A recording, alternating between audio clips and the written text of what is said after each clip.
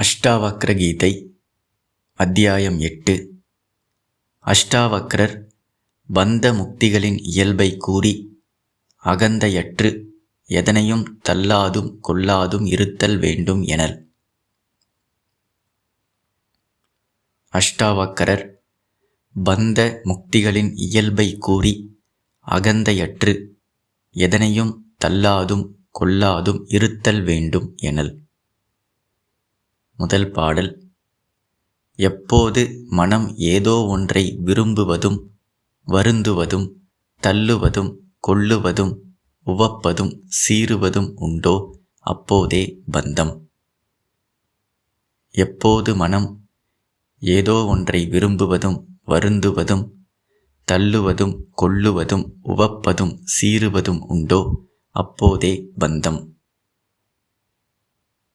எப்போது சித்தம் எதனையும் விரும்பாது வருந்தாது தள்ளாது கொள்ளாது மகிழாது சீராது இருக்கிறதோ அப்போதே முக்தி. எப்போது சித்தம் எதனையும் விரும்பாது வருந்தாது தள்ளாது கொள்ளாது மகிழாது சீராது இருக்கிறதோ அப்போதே முக்தி. குருவான அஷ்டாவக்ரர் சிஷ்யரான ஜனக மகாராஜாவிற்கு பந்த முக்திகளின் இயல்பை கூறி அகந்தையற்று எதனையும் தள்ளாதும் கொள்ளாதும் இருத்தல் வேண்டும் எனல்.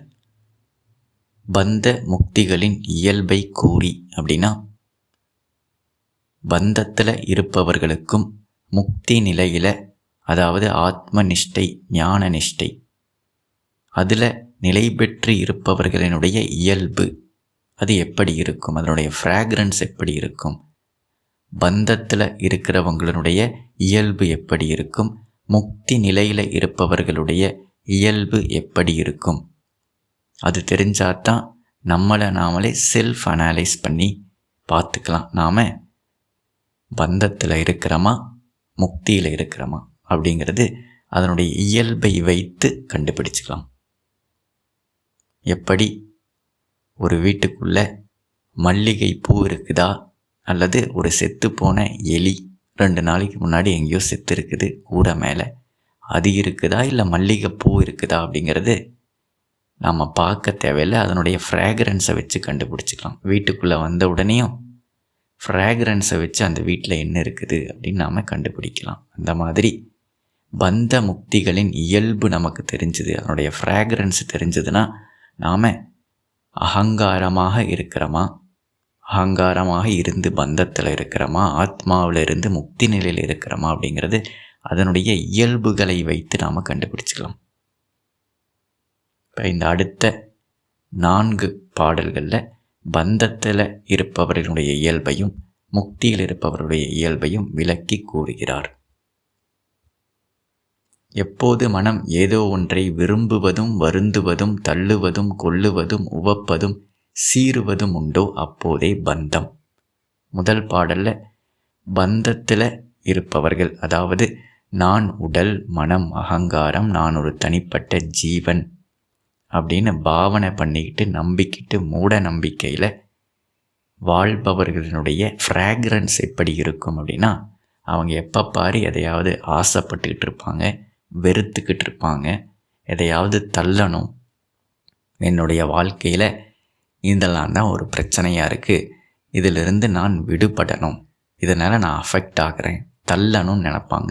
அல்லது ஏதாவது ஒன்று எனக்கு வேணும், இந்த குறை எனக்கு இருக்குது, இந்த குறையை தீர்த்துக்கிறதுக்கு இந்த பொருட்கள், இந்த வேலை, இந்த காசு இதெல்லாம் எனக்கு வேண்டும், எதையாவது ஒன்று ஆசைப்பட்டுக்கிட்டே இருப்பாங்க. 24 மணி நேரமும் பிறந்ததிலிருந்து சுடுகாட்டுக்கு போகிற வரைக்கும் அவர்களுடைய இயல்பு, பந்தத்தில் இருப்பவர்கள் ஜீவாத்மாங்கிற மூடநம்பிக்கையில் வாழ்பவர்களுடைய இயல்பு எப்படி இருக்கும், அவங்களுடைய ஃப்ராக்ரன்ஸ் எப்படி இருக்கும், மல்லிகை பூவனுடைய ஃப்ராக்ரன்ஸ் எப்படி இருக்கும், செத்துப்போன எலியினுடைய ஃப்ராக்ரன்ஸ் எப்படி இருக்கும், 2க்கு வித்தியாசம் இருக்குது.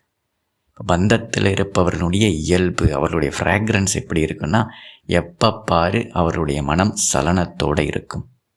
அது ஆசையின் மூலமாக சலனப்படும், ஆசையினால் சலனப்படும், பயத்தினால் சலனப்படும், வெறுப்புனால் சலனப்படும். இந்த மாதிரி எப்பவுமே ஏதாவது ஒரு சலனத்திலேயே அவங்களுடைய மனம் இருந்துக்கிட்டு இருக்கும். இதுதான் பந்தத்தில் இருப்பவர்களுடைய இயல்பு. எப்போது சித்தம் எதனையும் விரும்பாது, வருந்தாது, தள்ளாது, கொள்ளாது, மகிழாது, சீராது இருக்கிறதோ அப்போதே முக்தி. இந்த பாடல்ல ஞானிகளினுடைய இயல்பு, நான் ஆத்மா பிரம்மம் அப்படின்னு தன்னுடைய எசென்ஷியல் நேச்சர், உண்மையான இயல்பில் நிலைத்து இருக்கிறவங்களுடைய ஃப்ராக்ரன்ஸ் எப்படி இருக்கும், அவர்களுடைய சித்தம் எப்படி இருக்கும் அப்படின்னா, அவங்க வெளியில் நடக்கக்கூடிய இந்த நாம ரூபத்தினுடைய ஆட்டம், டான்ஸு, பிராரப்தத்துப்படி வாழ்க்கையில் நடக்கக்கூடிய நிகழ்வுகள்னால அது மேலே எந்தவித ஆசையும் பயமும், எதையாவது அடையணும், இந்த உலகத்தில் எதையாவது அடையணுங்கிற ஆசையோ, எதையாவது விட்டு ஓடணும் அப்படிங்கிற வெறுப்போ இல்லாமல் அவருடைய சித்தம் சலனமில்லாமல் நிம்மதியாக இருக்கு. இது ஞானிகளினுடைய ஃப்ராக்ரன்ஸ், மல்லிகை பூவினுடைய ஃப்ராக்ரன்ஸ்.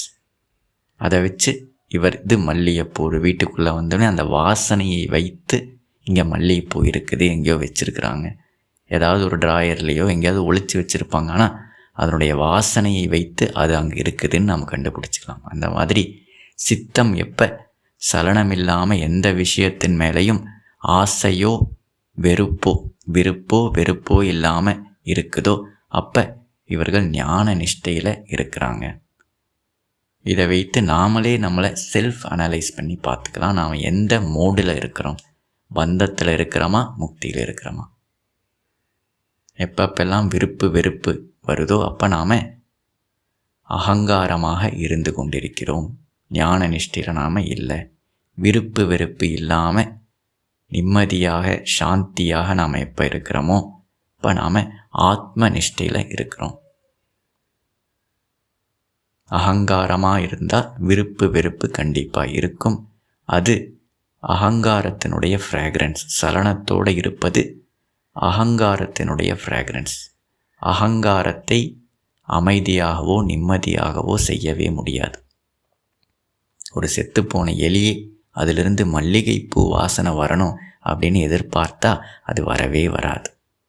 கெட்ட துர்நாற்றம் வீசுவது தான் அதனுடைய இயல்பு. அந்த மாதிரி அகங்காரத்தை அதிலிருந்து அகங்காரமாக இருந்துக்கிட்டு நான் நிம்மதியாக இருக்கணும், அமைதியாக இருக்கணும் அப்படின்னு நினச்சா அது முடியவே முடியாது.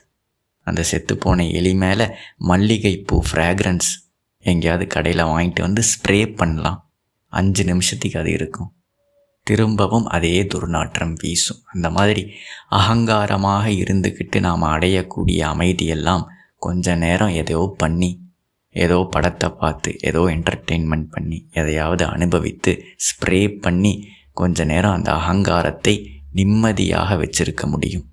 திரும்பவும் ஏதோ ஒரு குறை, ஏதோ ஒரு பயம், திரும்பவும் அதே துர்நாற்றம். அகங்காரமாக இருந்துக்கிட்டு அதை நான் நிம்மதியாக வச்சுக்கணும், சாந்தியாக வச்சுக்கணும், அமைதியாக வச்சுக்கணும், நிறைவாக வச்சுக்கணும்னு ட்ரை பண்ணுறது தான் ஹொரிசாண்டல் பார்த்து அதைத்தான் அஞ்ஞானிகள் பண்ணிக்கிட்டு இருக்காங்க இந்த உலகத்தில். நான் தனிப்பட்ட ஜீவன் அதை அப்படியே வச்சுக்கிட்டு நான் நிம்மதியாக இருக்கணும், நான் சுகமாக இருக்கணும், நான் ஆனந்தமாக இருக்கணும். செத்துப்போன எலியை வீட்டுக்குள்ளே அப்படியே வச்சுக்கிட்டு இதிலிருந்து மல்லிகைப்பூ வாசனை வரணும் அப்படின்னு எதிர்பார்த்தா முடியவே முடியாது. அதனால தான் யாருமே நிறைவை அடைந்த பாடில்லை, யாருமே நிரந்தரமான சுகத்தை அடைந்த பாடில்லை. ஏன்னா தவறாக அவங்க ட்ரை பண்ணிக்கிட்டு இருக்காங்க. அதனுடைய இயல்பு, அகங்காரத்தினுடைய இயல்பே குறையோடு இருக்கிறது தான். எதையாவது பார்த்து ஆசைப்பட்டுக்கிட்டே இருக்கிறது தான், எதையாவது பார்த்து பயந்துக்கிட்டே இருக்கிறது தான். ஏன்னா அழிந்து போகக்கூடிய அகங்காரம் என்னைக்கு இருந்தாலும் ஒரு நாள் இல்லாமல் போகக்கூடியது. அது எப்படி பயம் இல்லாமல் இருக்கும்? நாம ரூபமாக இருக்கிறது எப்படி குறை இல்லாமல் இருக்கும்? அது அப்படித்தான் இருக்கும். அதனால் அதை அப்படியே விட்டுட்டு உள்கடந்து செல்ல வேண்டும். அதுதான் கடவுள். இதுக்கு பேர் டிரான்சென்டன்ஸ். டிரான்ஸ்ஃபார்ம் பண்ண நினைக்காம, செத்துப்போன எலியிலிருந்து மல்லிகைப்பூ வாசனை வரணும்னு நினைக்காம அதை விட்டு மல்லிகைப்பூவை நாம் கொண்டு வரணும். அதை எடுத்து வெளியே தூர போட்டுட்டு மல்லிகைப்பூவை நாம் அங்கே வைக்கணும். இது டிரான்சென்டன்ஸ். அகங்காரமாக இல்லாமல் அதை தூக்கி வெளியே போட்டுட்டு சரண்டர் பண்ணிவிட்டு, டொனேட் பண்ணிவிட்டு, பலி கொடுத்துட்டு ஆத்மாவாக பிரம்மமாக நாம் நிலை பெற்று இருக்கணும். இதுக்கு பேர் டிரான்சென்டன்ஸ். உள்கடந்து செல்ல வேண்டும். இருக்கிற இடத்துல இருந்துக்கிட்டே அதை மாற்ற நினைக்கக்கூடாது. இது டிரான்ஸ்ஃபர்மேஷன். எத்தனையோ போராளிகள் வந்துட்டு போயிட்டாங்க, எத்தனையோ அவதாரங்கள்லாம் வந்துட்டு போயிட்டாங்க. இந்த உலகம் அப்படியே தான் இருக்குது. அதை டிரான்ஸ்ஃபார்ம் பண்ண முடியலை.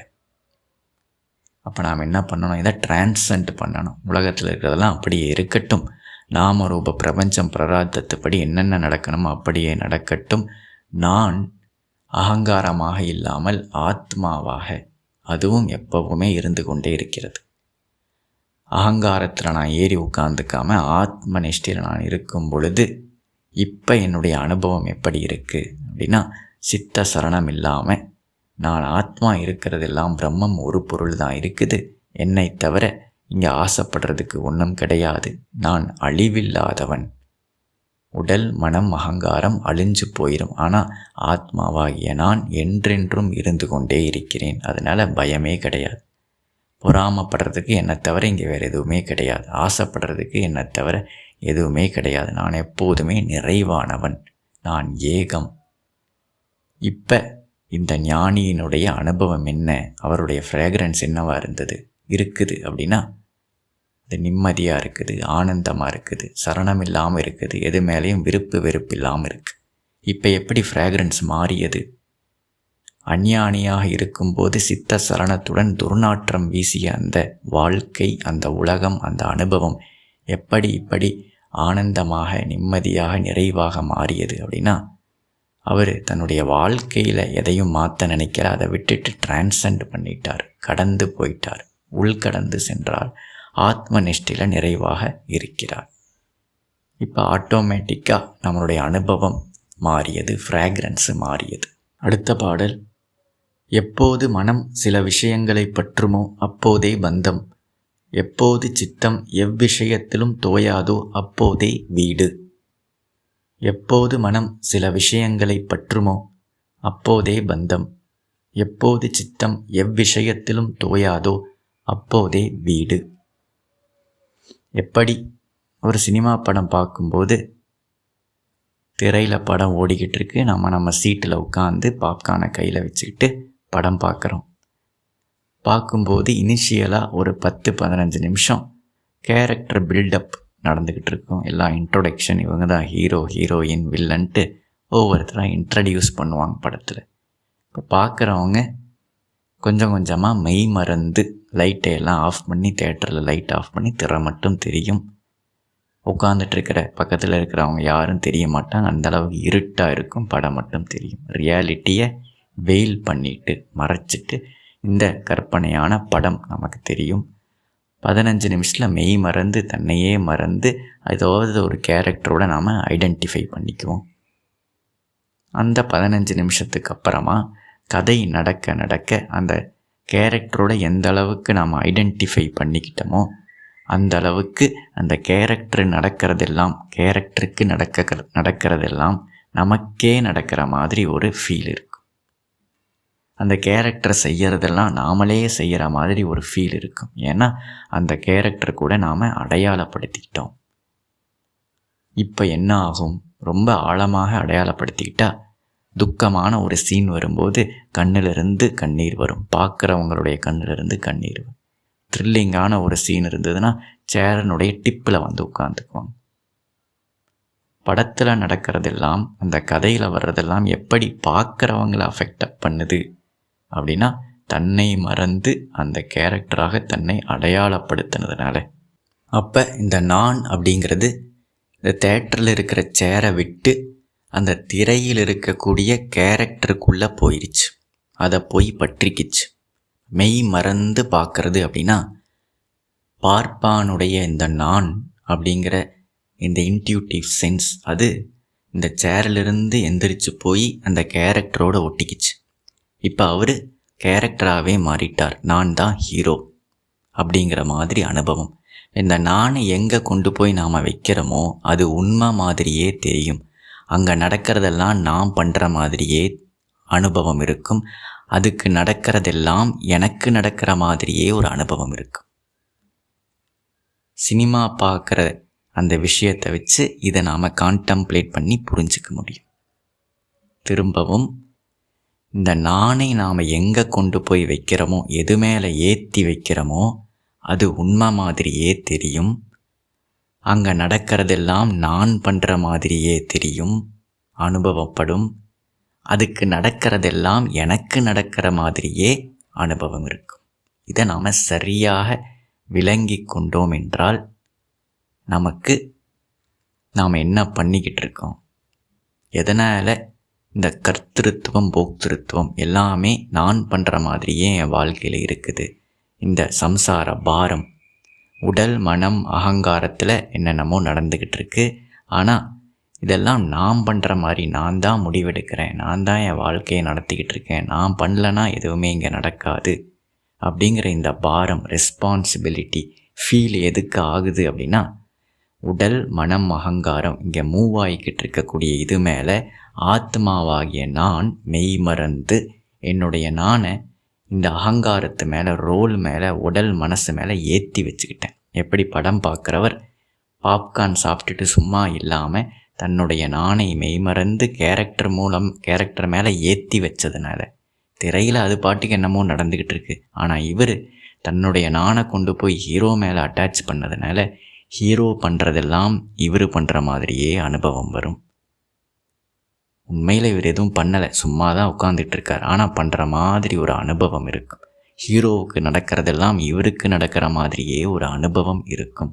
அதனால தான் எம்ஜிஆரை நம்பியார் அடிச்சிட்டாருன்ட்டு கோடாலி எடுத்து நம்பியாரை குத்தரன்னு சொல்லி திரையை கிழிச்சவங்கெல்லாம் இருக்கிறாங்க. அந்த அளவுக்கு மெய்மறந்து எம்ஜிஆர் கூட அடையாளப்படுத்தி அவரை அடிக்க போகும்போது இவருக்கே கோபம் வருது. இதுதான் பந்தம்.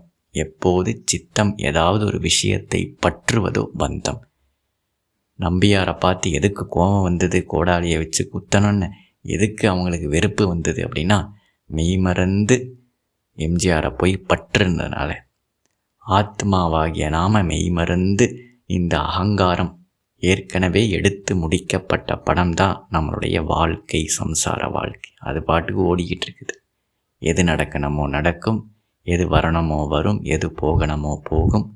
சூழ்நிலைகள் என்னென்ன நடக்கணுமோ எல்லாமே பிராரப்தத்துப்படி ஏற்கனவே எடுத்து முடிக்கப்பட்ட படம் ஓடிக்கிட்டு இருக்கும்போது மெய் மறந்து ஆத்மாவாகியே தன்னுடைய மெய்யை மறந்து ஆத்மாவாக நிம்மதியாக இல்லாமல், எப்படி பாப்கார்ன் சாப்பிட்டு சும்மா இல்லாமல் மெய் மறந்து கேரக்டராக மாறினதுக்கு அப்புறம்தான் அந்த படத்தினுடைய கதை நம்மளை அஃபெக்ட் பண்ணுது. ஆத்மாவாக சும்மா நிறைவாக இல்லாமல் தன்னுடைய மெய்யை மறந்து அகங்காரமாக மாறினதுக்கப்புறம்தான் நடக்கிற கதை நம்மளை அஃபெக்ட் பண்ணுது. அப்போ தன்னை மறந்து அகங்காரமாக இருக்கும்போது இந்த அகங்காரம் பண்ணுறது எல்லாமே பிராரப்தத்துப்படி அது ஏதோ ஒரு ரோல் ப்ளே பண்ணும். ஹஸ்பண்டாகவோ ஒய்ஃபாகவோ ஒரு ப்ரொஃபஷ்னல் வேலையோ அது ஏதோ பிராரப்தத்துப்படி பண்ணிக்கிட்டு இருக்கோம் இந்த உடம்பு மனசு ரோல். ஆனால் நான் என்னுடைய ஆத்மாவாகிய நான் என்னுடைய நான்கிற அந்த எசென்ஷியல் நேச்சர் அதை கொண்டு போய் இந்த அகங்காரத்து மேலே நாம ரூபத்து மேலே ஏற்றி வைக்கும்போது அது பண்ணுறதெல்லாம் நான் பண்ணுற மாதிரியே ஒரு ஃபீலிங் இருக்கும். அதுக்கு நடக்கிறதெல்லாம் எனக்கு நடக்கிற மாதிரியே ஒரு அனுபவம் இருக்கும். இப்போ ஒரு முமுக்ஷு என்ன பண்ணணும் அப்படின்னா ரிவர்ஸ் பண்ணணும். ஒரு படம் பார்க்குறவர் ரொம்ப இன்டென்ஸாக படம் போகுது, இனிமேல் நான் இந்த படத்தினால பாதிக்கப்பட விரும்பலை, இன்டர்வலுக்கு அப்புறம் நான் வெறும் பார்ப்பானாக இருக்க போகிறேன், இந்த கேரக்டர் கூட அடையாளப்படுத்தாமல் நான் சும்மா பாப்கார்ன் சாப்பிட்டுட்டு வேடிக்கை மட்டும் பார்ப்பேன், கேரக்டர் கூட அடையாளப்படுத்தாமல் என்னால் படம் பார்க்க முடியுமா அப்படின்னா கண்டிப்பாக முடியும். அப்படி பார்த்தா என்ன ஆகும், எனக்கு எந்த எக்ஸைட்மெண்ட்டும் இருக்காது, எந்த துக்கமும் இருக்காது. மற்ற என்ன பக்கத்தில் இருக்கிறவங்க எல்லாம் எக்ஸைட் ஆவாங்க, குதிப்பாங்க, கத்துவாங்க, அழுவாங்க, சிரிப்பாங்க. பாப்கார்ன் சாப்பிட்டுட்டு சும்மா வேடிக்கை பார்க்குற நான் வெறும் ஏதோ படம் ஓடிக்கிட்டு இருக்கேன், ஏதோ நல்லா நடிச்சிருக்கிறாங்க அவ்வளோதானே தவிர எந்த வித பாதிப்பும் இல்லாமல் சாந்தியுடன் நிம்மதியாக அந்த படத்தை என்னால் பார்க்க முடியும்.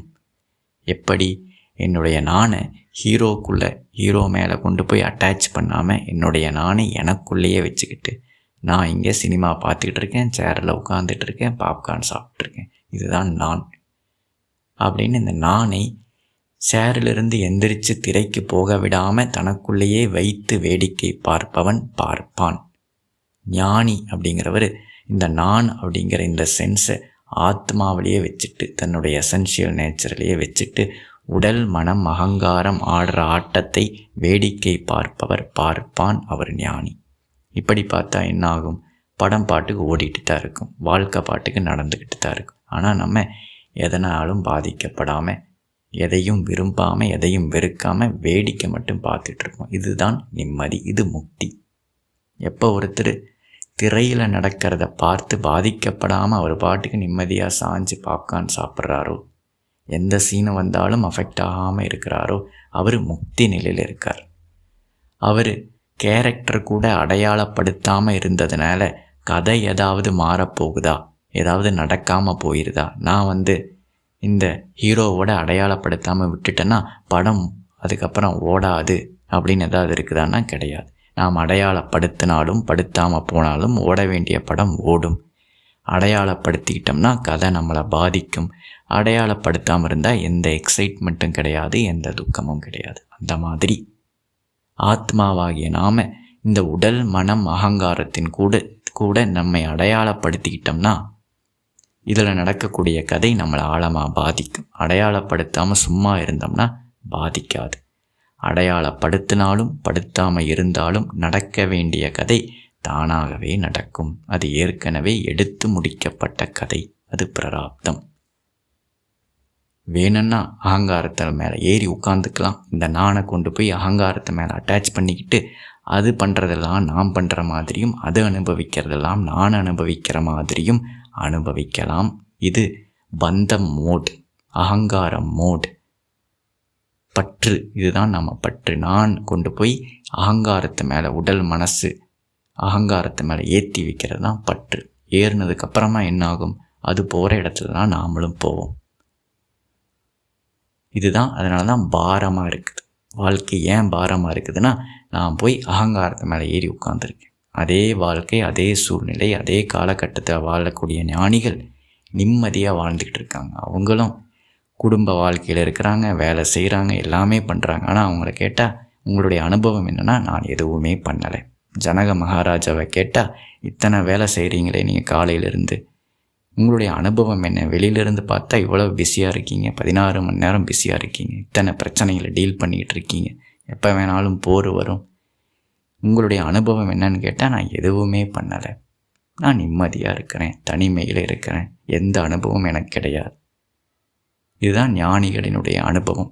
நானை நாம் எங்கே வைக்கிறோமோ அதுதான் நம்மளுடைய உலகம், அதுதான் நம்மளுடைய அனுபவம்.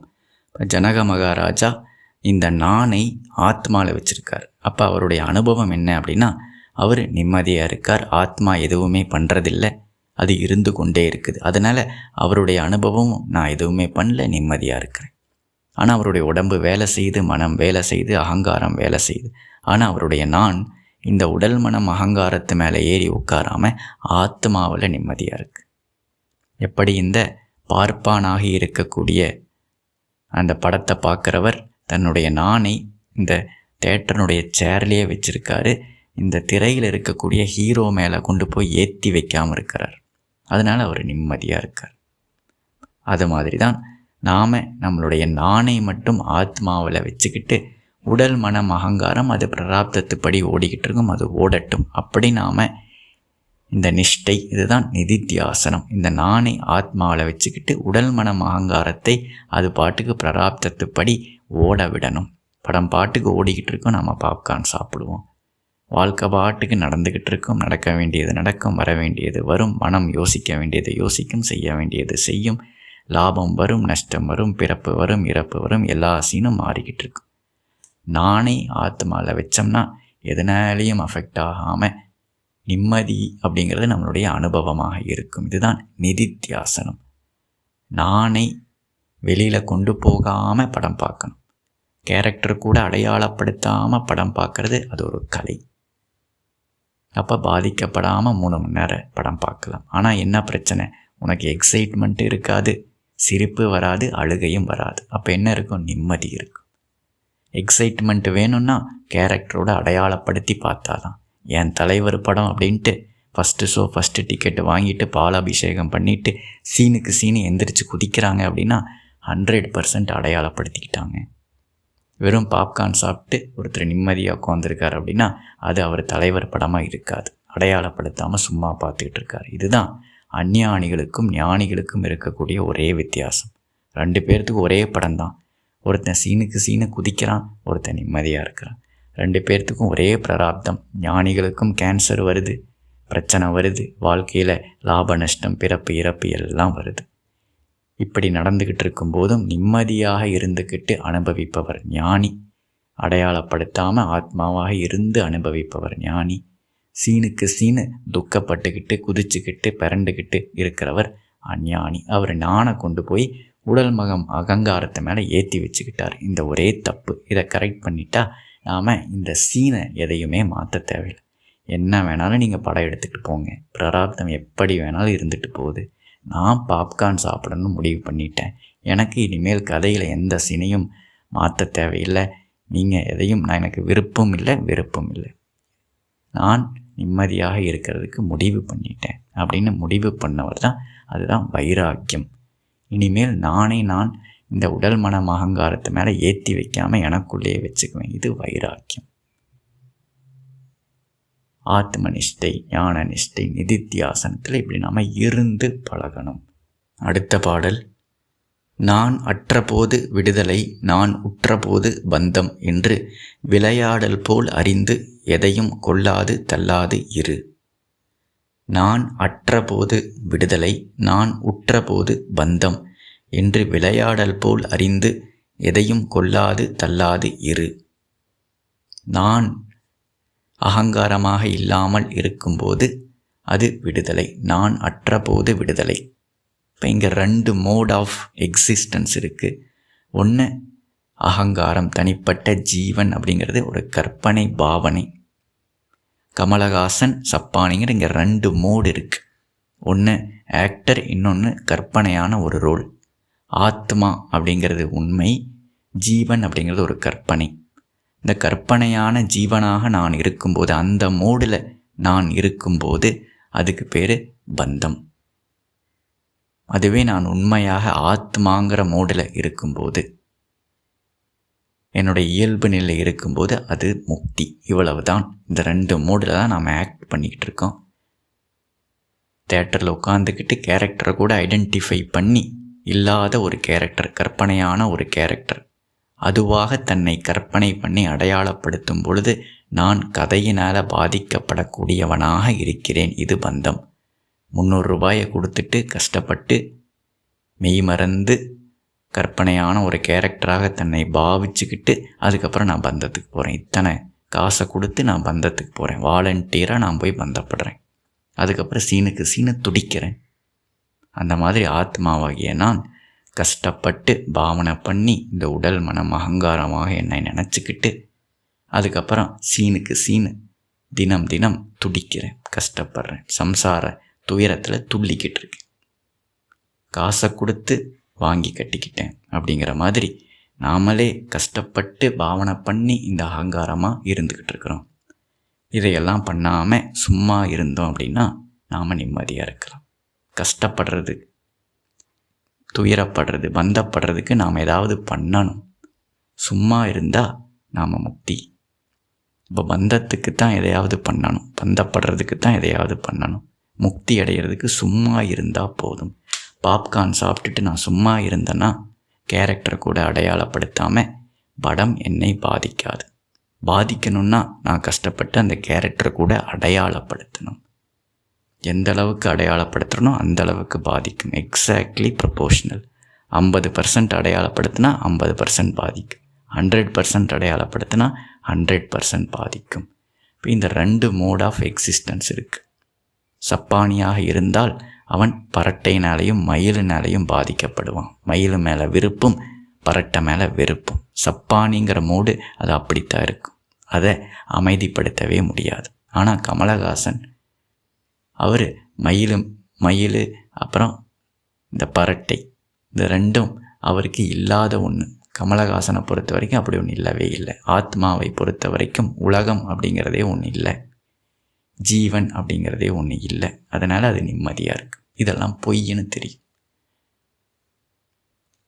அப்போ நான் அகங்காரமாக இருக்கிறேனா, ஆத்மாவாக இருக்கிறேனா, இதுதான் விளையாட்டு.